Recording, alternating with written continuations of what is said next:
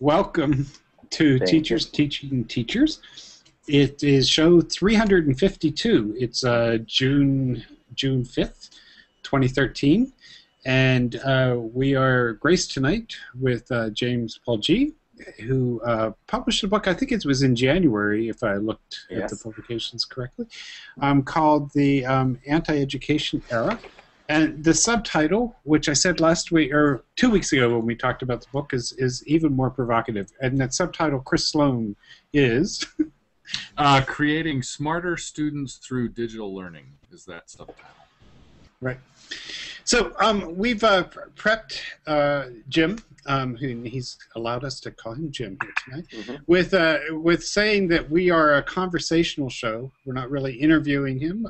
We want to talk about the book, and we want to give him lots of space to talk about what he'd like to talk about. But first, let's just quickly go around and say introductions. I'll start by saying that I'm a teacher in the Bronx, and an English teacher, and I just finished the book just a minute ago, and racing to get done. But really loved two parts of the book that I want to get to. That I want to hear more about I think it's called the circuit of human reflective action. That seems like a really important concept that gets expanded in different ways. And then from there down to affinity spaces, those are sort of my two places that I'd love to hear much more about. So there we go. And why don't we start with Chris to introduce, just quick introductions. Okay. My name is Chris Sloan, and I teach high school English and media at Judge Memorial in Salt Lake City, Utah. And I would also like to talk about the collective intelligence idea. I realized that wasn't part of my introduction, but I thought I'd float that out there anyway. Great. Jesse, welcome. This is your second time, I think, on TTT. But Yep, second time. Welcome. Third time will be a charm. I'm Jesse Stommel, and I'm the director of Hybrid Pedagogy, which is a digital journal of teaching and technology, and I'm also a college professor in Portland, Oregon. And I teach English, and I teach film. And I actually have the same thing that I was literally reading the book right up until the second that this conversation started. And I sort of have some stuff that I highlighted that I may, if the particular passages that I was drawn to seem important to the conversation, I may throw some in. Good. Sounds good. Joel. Welcome. Oh, yeah.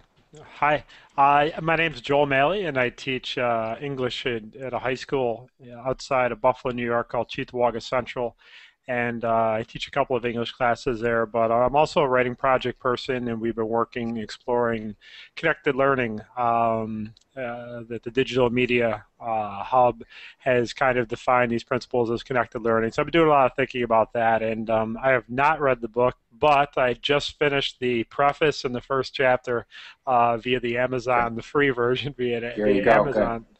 Okay. And you know what? I just read a passage that I had underlined that totally reminded me of most of the things we're talking about with connected learning. Just a quick quote, and key to their good use is that they be subordinated ways of connecting humans for rich learning, and that they serve as tools human learners own and operate and do not simply serve. So I thought that was an interesting little quote. I'd love to see where our conversation goes. Interesting. I just wanted to point out, you also do a lot of video work with your students, or have in the past, right? Yes, I do. So just to point out that Chris Sloan is a media teacher, and Jesse, you said you do film too. I mean, you do film as well, which is interesting. But so, Michelle, first time on TTT, I think. Yeah, first time. I'm so excited to be here. Thank you very much for the invitation to join in. I'm Michelle Hagerman, and I am a former middle and high school teacher. I actually taught French as a second language for about 9 years in Canada before I went to Michigan State to join the doctoral program there. So I'm actually a doctoral candidate finishing up my degree, hopefully pretty soon. But I study new literacies, digital literacies, and I'm really excited about this book because I recently just designed a course for the Masters of Educational Technology program at Michigan State. And I put this book on the syllabus, and students are reading it now, and I just think that there are so many important ideas in this book about learning and about who we are as people and learners, and how we can leverage digital tools to, well, as you say, make us smarter as learners. And I love how you introduce it sort of as a subversive book about education. I'd love to talk about sort of your idea of the Big M mind as well. Right. But I'd also love to hear sort of just your recommendations for teachers, advice you'd give teachers for how to really leverage digital tools effectively to support student learning. So that's our, couple of ideas that are on my mind. Good. Talk about all of that. Good. Excellent. And Jim, could you do a little bit of a longer introduction of yourself, and then how you came to this book, and then keep talking. I've been a professor at 6 or 7 universities. I keep fighting with the administration, and so I've been tenured 7 times. I was, before I came to Arizona, at the University of Wisconsin, where I started a group called Games, Learning, and Society, which is was really one of the first programs in the country devoted to games and learning. It's still thriving. It runs a wonderful conference, GLS, every June in Madison. I highly recommend it. I came to Arizona State 5 years ago. I'm part of a center called Games for Impact. By training, I'm a linguist. First half of my career was in theoretical linguistics. I then went on to work in discourse analysis and be more concerned with language and society, and have worked on issues of literacy and education for the last 10 years. I got into video games just 10 years ago now, when my then 6-year-old was playing them, and wrote my first book on video games, largely because I got into playing them and knew if I didn't write about them, I wouldn't have a career left. It was at just a very interesting time. The wave of interest in games for impact, games for learning, hadn't yet really started, and it started kind of right around the same time. So the book has had quite an interesting career just by its timing. Great. And Aram has joined us. Can we hear you yet? I don't know if he wants to, but we'll figure that out. I want to encourage people to interrupt as we go. So, Jim, this book feels kind of different. It is. So, can you speak to that a little bit? Yeah. Well, I got to give you a little background to the book, and also it intersects with modern publishing, because the book was originally going to be called On Human Stupidity. And publishers don't like that, right? It's too down. But it is a different book. It's about a problem, first of all, that Chomsky. When I worked in linguistics, he was our leader, and he always said there were 2 classes of interesting problems. One he called Plato's problem, and by that he meant there are areas where humans look much better than you'd think, like learning language, right? Kids learn language that is so complex, and yet there seems to be so little evidence for it. They're very good at it. And he thought those areas were open to scientific investigation. But he also said there's a class of problems that he called Orwell's problems. And Orwell's problems is there's many cases where humans are much stupider than you think they would be, that they're impervious to evidence, that even in the face of evidence, they believe the wrong thing, even copious evidence.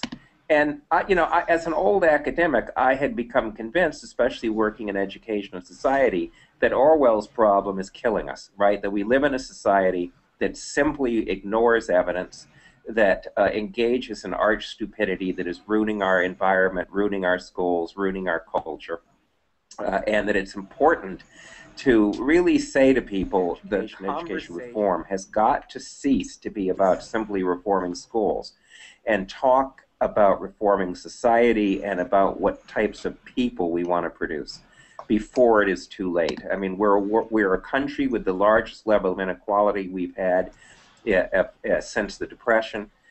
We know from all the evidence that high levels of inequality lead to a lack of production in society, to bad health, to bad economies, and yet we continue to push policies to do it. Global warming would be another example. We have engaged in a rhetoric around schools as if they are going to save all of society. And we keep saying, here is the next magic bullet for school, without saying, what does a society have to be like that it will tolerate the types of educational reform we want, which are based around equity. Was somebody wanting to jump in here? Feel free if you do. Well, let me just go ahead. Oh, I was just going to say, yeah, I found that that's just such a compelling idea, right? That we have to focus now more than ever on the kind of people, right, that we want our children to grow into, the kind of people. Given the fact that having ignored evidence now for decades, we are going to face a time of great change. We know this without any doubt in global economy, global environment, global civilization, immigration, and movement. We're going to face utter transformation. Mm-hmm. And so the first thing we have to realize is it's late. We didn't operate on time, so we're going to face these problems, but it's not too late. Right. But we can't kid ourselves that there's easy solutions now. No. It's going to take hard ones. And one thing that has impressed me is that given that this is a scenario, we are going to need to ask for every child, our own and the kids in school, how do I make a resilient, adaptable person who can adapt to change, put up with change, because they are going to face chaos. And that is about people. There is an actually new field emerging on resilience, saying that the goal of sustainability, it's too late for sustainability. We're not going to sustain our environments and our institutions in their current form. It's too late. We could have, we didn't do it. But that means they have to be resilient. People, families, institutions, schools. And resilient means being able to adapt to change with change, and make a new world. And it requires the sorts of skills that I talk in the last part of the book: collective intelligence, the genuine ability to control technology and not let it control you. All of this seems to me to have deep implications for school. You know, what some of our schools are doing is producing the perfect employees for Walmart, our largest employer, right? People who have basic numeracy, basic literacy, don't get too sullen. You know, by the way, we have not only the highest inequality, but the growth of wages and benefits has gone way down. We've pretty much made most jobs in America bad jobs, right? You can't live on them, you can't get benefits on them. So we already are entering a time of great change. So that's the book is about how do we get people smart through technology. I should point out too that the book is arguing we can make people smarter if we use technology in intelligent ways, but the implication is also we can make them stupider with technology as well. You know, we keep talking about some of the new technologies as if they're magic bullets that automatically do you good. But in fact, they're just as easy to use to make people stupid as they are to make them smart. So we ought to debate how do we make people smart and what sorts of smart people do we want. Yeah. So one of the questions that came up 2 weeks ago when we were talking about your book had to do with audience, and if you had a sense of who your audience was for this book. Because we were trying to figure out, it didn't seem like other scholars in the university necessarily. So is this a book for the general American audience? Or? Well, you know, it's like my first video book, a trade book. It's not just meant for academics, but it is meant for academics too. But it's a weird book, as you said, because it's a book that's saying, look, business as usual